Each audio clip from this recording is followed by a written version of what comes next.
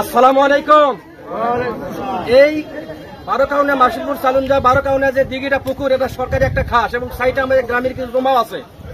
এই পুকুরটি আমাদের গ্রামের লোক আদিকাল থেকে করে খাচ্ছিল এবং তারা মসজিদের টাকা দিচ্ছিল।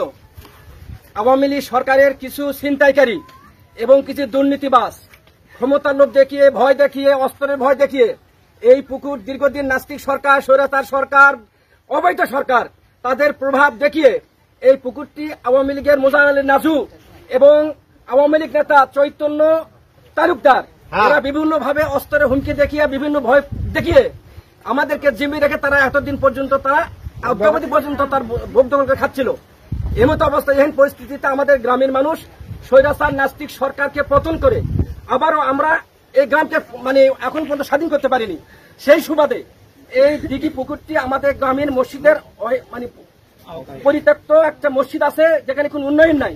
এই মসজিদের সাথে গ্রামবাসী আবারও এই পুকুরকে গ্রামের আওতায় নেওয়ার জন্য প্রশাসনের কাছে, সাংবাদিকের কাছে, জনসচেতনদের কাছে, পুঁজিদের কাছে এই পুকুরটা আমাদের গ্রামের মধ্যে আবার নিতে চায়। সেটা আইনের মাধ্যমে হোক আর যেভাবে হোক এটা আমরা নিতে চাই। এটা সকল গ্রামের দাবি।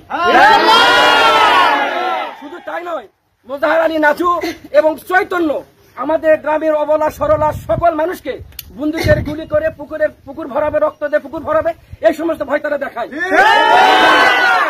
এই ভয়কে অপেক্ষা করে আমাদেরকে সাংবাদিক বৃন্দ, প্রেস মিডিয়া বৃন্দ যারা আসেন এই সমাজে সচেতন মহল, এই পুকুরটিতে আমাদের গ্রামের মানুষের অধিকার এবং হক দেওয়ার স্বার্থে আপনাদের সম্পূর্ণভাবে আমরা সহযোগিতা কামনা করছি।